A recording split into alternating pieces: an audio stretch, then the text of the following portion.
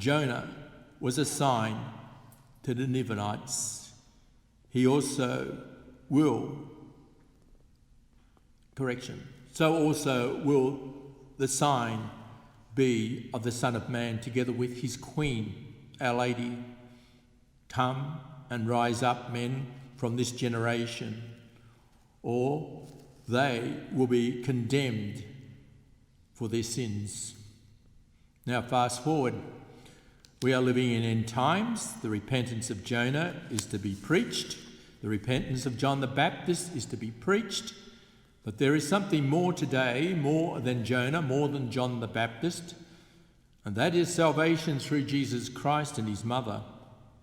He came from her, conceived and born of her in the fullness of time. Galatians 4, verses 4 and 5. But when the fullness of time came, God sent his Son, made of a woman, made under the law. Already the triumph of the Immaculate Heart has taken place. At that time, she was to conceive. That is, Our Lady's time. God sent his Son to dwell amongst us. God himself waited until his future mother was ready. There is something greater here. Mary chose salvation for us all. God was dependent on her for this to happen. Likewise, we hear often today, was not the triumph of Our Lady's Immaculate Heart to happen? Let me answer this by quoting a deceased friend, priest of mine.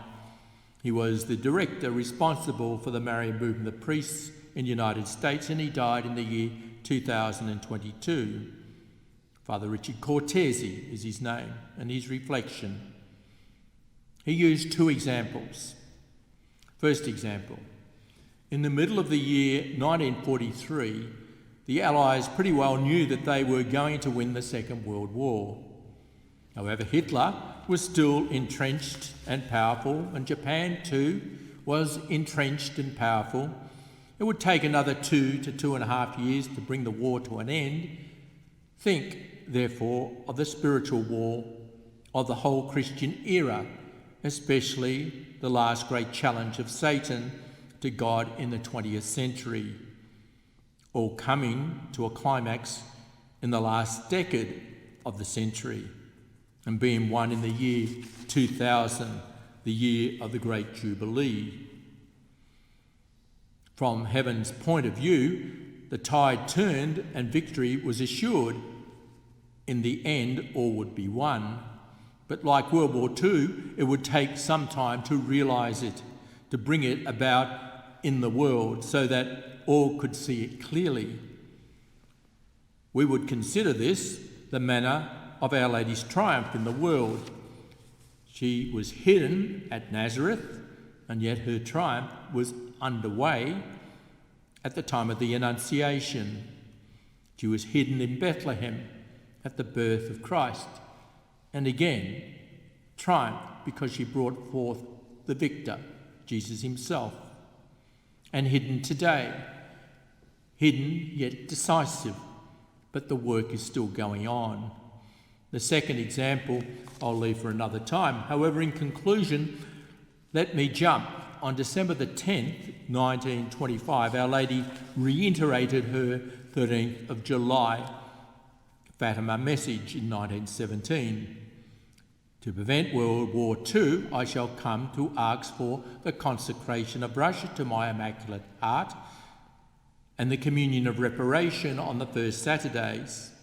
If my requests are heeded, Russia will be converted and there will be peace. Well, this has never happened completely. However, she implied that it will happen. That will depend on us. These wars between nations and within the family are consequences of man's effort to avoid wars. Man's ways do not work. Man wants sin, and he begets war. Well, keep sinning, and the war in the mother's womb will continue. But no, there will be a time when the killing of the unborn will cease, and Our Lady's triumph will be known and realised. by these who are living. So the triumph effectively has happened. Now we need to usher it in and quicken it by way of our prayers, and especially the first Saturday criteria, which is not being met. We're delaying the triumph of Our Lady's Immaculate Heart. But like the king who was at Nineveh, he called the whole nation. We're not going to get that today. He's able to bring everyone into submission to his call, and God brought about peace, not war.